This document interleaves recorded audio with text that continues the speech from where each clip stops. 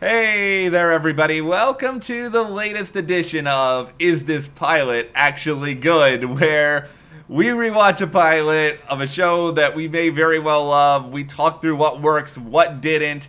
Is this something that stands the test of time? And is it good? Like, is it actually a pilot that really deserves high consideration and rewatchability?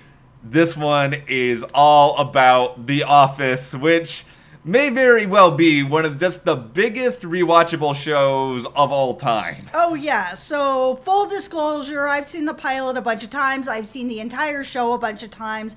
We even at Christmas time like to watch the Christmas episodes as a tradition. The Office is a very beloved show to us. It is just an incredibly funny and at times very endearing and touching show. It does so much that's right, and it's incredible in a way as, yeah, we both have seen probably the entire show multiple times, but looking back at the pilot isn't really The Office, and the pilot for The Office is not great. It has some moments where you can sort of see what it becomes, but it also has a lot of flaws, and we're going to talk those through here, but before we dive in, if you do like this video, give us a like, subscribe, and hit that notification bell so you don't miss any other updates. We already do have videos about The Big Bang Theory, Friends, and a number of other shows that are worth checking out. So I like to start these videos by talking about the opening credits and sort of, does it set up well for the show, the theme song, all that kind of stuff. And as you said, we have just done shows like Friends or The Big Bang Theory that have such iconic theme songs and stuff like that. For The Office, it's all right. The theme song, over time, of course, you become a fan. You're like, yeah, it's awesome. But the first time watching it kind of thing, it's like, yeah, it's good, but it's not like Friends where it's stuck in your head all day. And then, of course, you've got all the different flashes of sort of Office stuff. The Scranton sign, which, of course, all the fans, you go to Scranton, I did this, you look for the sign, you can't find it, you pick any sign that says Scranton and you take pictures with it. It's a worthy substitute, I guess, in that way. See, I did. I pulled over, like, right before I was going on the freeway. There was, like, a sign that said Scranton this way. I was like, that's it. I really like the theme song in a weird way. Like, I don't know if I can say it's as iconic as Friends, but there's just something about the mundane nature of it that even, like, the first time I watched it, I was like, I'm all in. I gotta see what these people are doing, these menial tasks. Like, let's make this work. I think it fits the show really, really well. It is weird as the show goes on because I think they use parts of the original theme song for a long time, and that includes sort of Steve Carell with the pilot Michael Scott look, which is a different, like the entire first season, Michael's got some weird hair situation going on. Yeah, it changes over time for sure. Yeah, so it's not, I don't know, the continuity of it isn't always great, but I think it's an interesting introduction to the show, and this first season, and the pilot in particular, very weird introduction to the show. So this, for those who don't know, is based on the British version of The Office. Ricky Gervais and Stephen Merchant, who were the main collaborators, they were two of the co-writers of this pilot. And as we will probably get into, this feels a lot like they sort of took what worked on the British show, applied it to the US show. This first season was very short. I don't know if they really had a sense as to what the show was yet. Yeah, just sort of going into the pilot, does it really lay out what this show is about?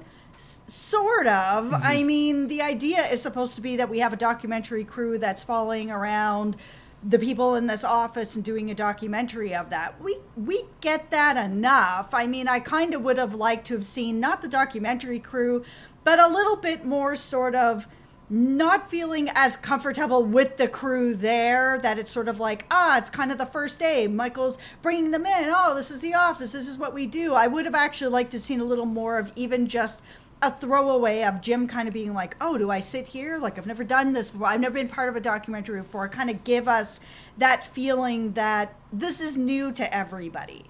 they really don't do a lot of meta stuff with the documentary throughout the show. Like, maybe there's a couple of nods here and there, and there is that big story later on in the show's run, but in the early going, I think you're right. They don't really establish, like, everyone feels reasonably comfortable with them being there, at least to the point where you have Jim being comfortable enough to do the Jell-O prank on Dwight, knowing full well that this is going to presumably be seen by people. Or to talk about kind of how boring and mundane his job is. I mean, his boss and boss's bosses are all going to see this. So if you're kind of talking trash about your job in the documentary, is like what's going to happen. But as we watch with this pilot, it doesn't matter what you do at this job. You can be horribly offensive and be the boss and just be kind of mean to everybody, and it's a-okay. You can even have corporate come down and have horrible things said in front of her, and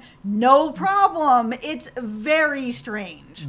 This is fundamentally the biggest problem with the pilot for The Office, in that it does have some funny moments here and there, and it does maybe give you a couple of incentives to keep watching, but at the same time, when you go back and just watch Michael Scott, this is a character we all come to really know and love we do. Throughout the show over the years, but in the pilot, he just comes across as mean. There's not really a lot of redeeming qualities to him. He demeans Pam really throughout the entire episode, and just really culminating with him pretending to fire her. And every time I watch that scene where she's just crying, I don't laugh. I feel really, really terrible every time.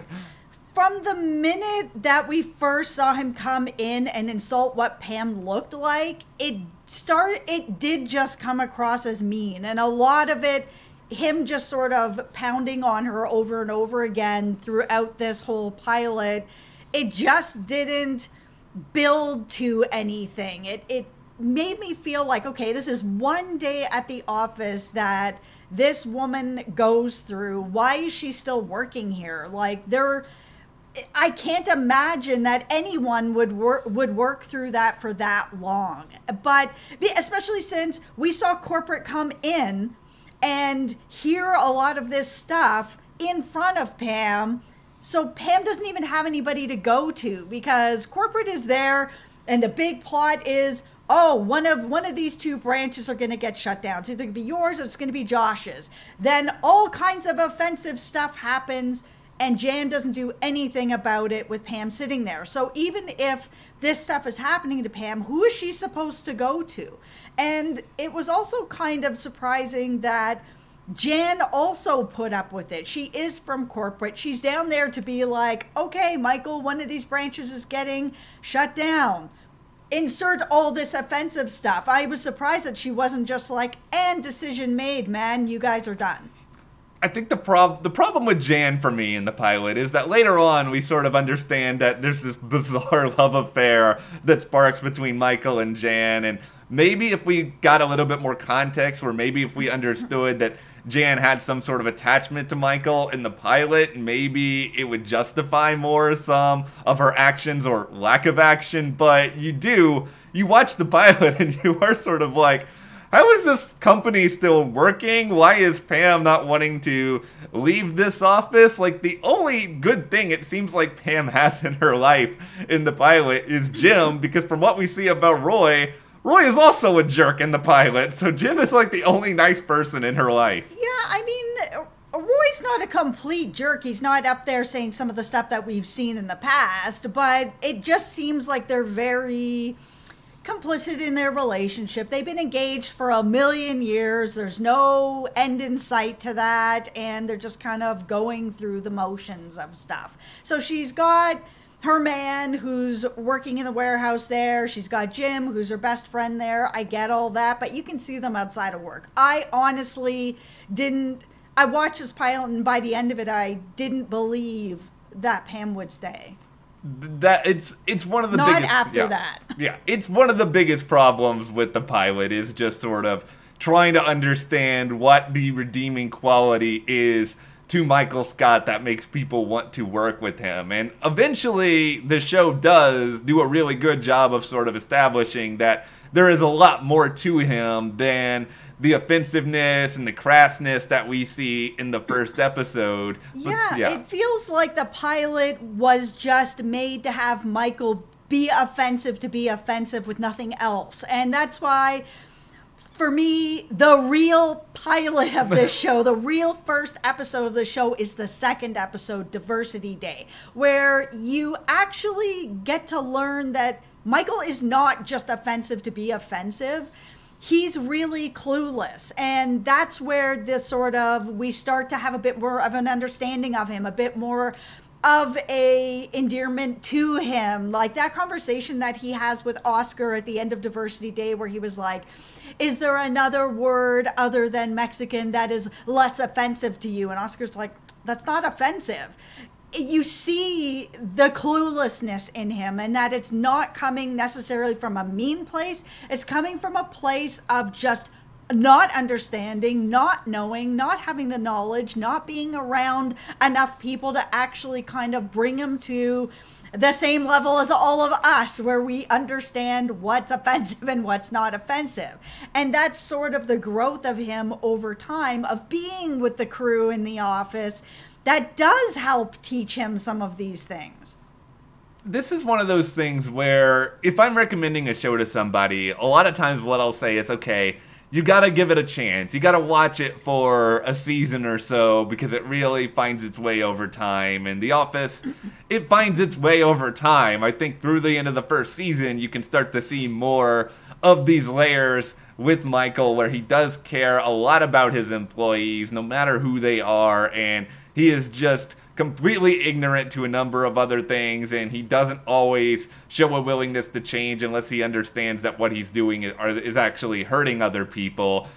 I'll say there are a couple of lines from Michael in the pilot where I sense like a tiny bit of the Michael we come to know and love. My favorite line in the whole thing is when he says that as a doctor you would not tell a patient that they have cancer. Like, that really still makes me laugh because it feels like that's something Michael would still say later. For sure, and that is the little bit of that cluelessness that's there. It's there, but it's really, really small. And the Jell-O thing, that still lands really well. The quick shot of Jim eating the Jell-O, being like, what are you talking about? Like, there are still moments there that you can feel it.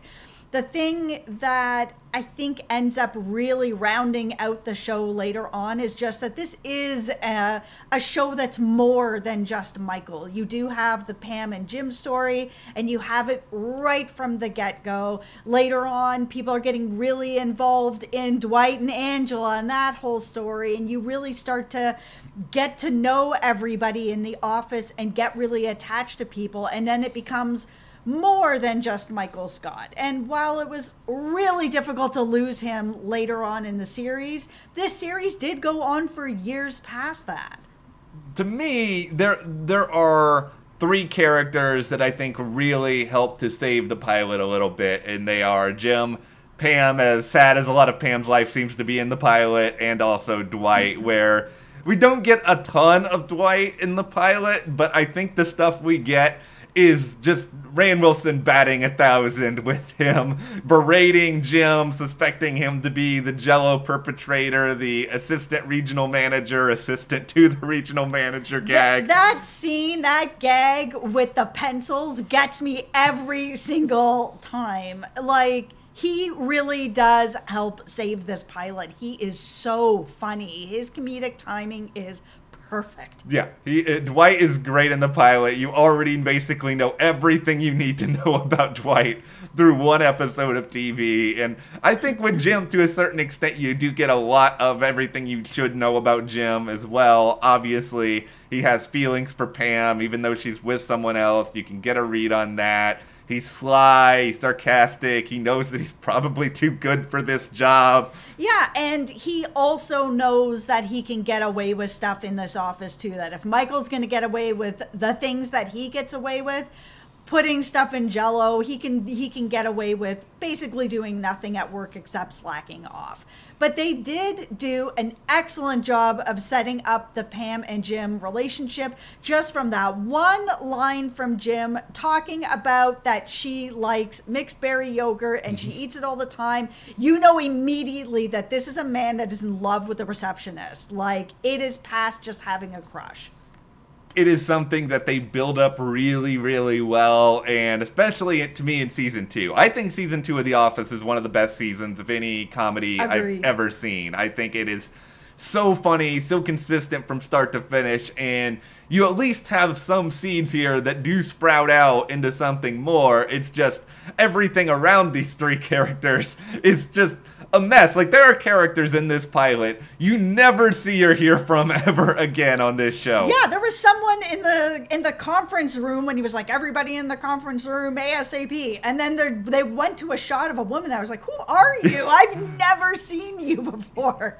It is really fun. There are parts even in like some other early season episodes where there are just like these rando characters who I'm just sort of like, okay, why do I care about you? Can we move on? There are characters that clearly, you know, they haven't exactly figured out just yet either. You know, Ryan seems to be like, he's kind of like, in addition to the documentary crew, he's sort of the vessel where he's the new kid in town. He's sort of the person we're experiencing this world through the eyes of to some extent.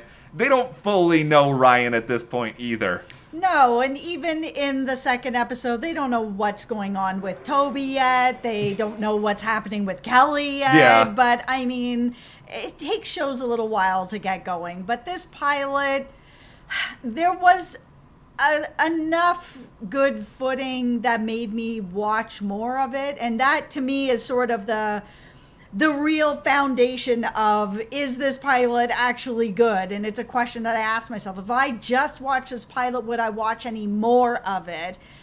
For me, and I know it's not like this for everybody, but that Pam and Jim story, they did a really good job that made me want to watch more of that. Enough so that I would even get over the stuff with Michael Scott, because right away, I wasn't interested in him. I felt really uncomfortable watching him just demean Pam over and over and over again, because it felt like he hated her. I struggle a lot with this question of, if I had just watched the pilot, would I have continued to watch weekly? Because I believe I came on in season 2, and that's when I really started to get into the show. And I remember going back and watching the pilot later, you know, back when everybody bought TV shows on DVDs.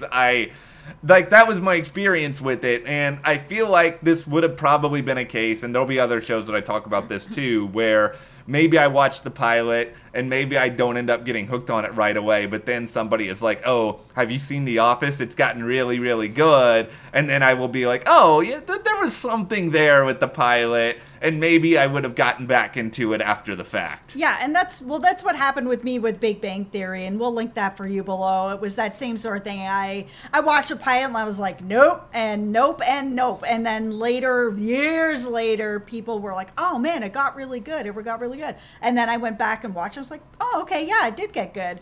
And for me, I mean, when I first started watching The Office, I did start watching in season 1, but I didn't catch the pilot first. Yeah. I caught other ones first. I can't remember exactly which one. It may have even been Diversity Day is the first one that I watched.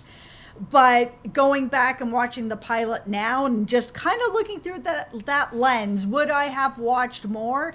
It would have been a struggle for me to go and watch another one, but I am interested enough in Pam and Jim to want to watch more.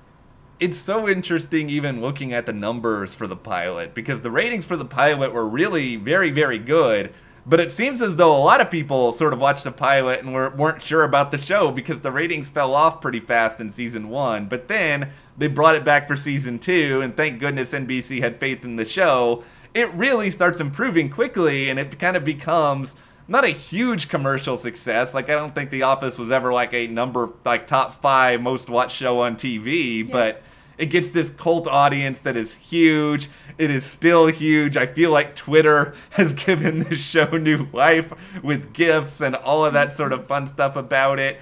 So, yeah, I think overall, the pilot, it's a mixed bag. It's funny at times. It does not age well at all at other times. I mean, there are parts of The Office in general that don't age well, but... Oh, no. There are parts of this whole show, but this pilot, there is stuff that does not age well at all. Like, yeah, if I was recommending someone to watch a show, I would recommend to skip the pilot, actually. So, for me, is this pilot actually good?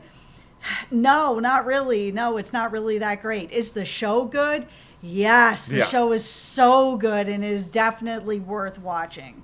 And this is why, overall, it's all just about, you got to give shows time sometimes. Yeah. Eventually, they can become something great. I think a lot of us would agree The Office did. But let us know in the comments, what did you think when you saw The Office for the first time? When did you start watching? What do you think works and doesn't work about this episode? And if you did like this video, give us a like, subscribe, and you can support us further by checking the link in the description to the store. And we'll see you here next time.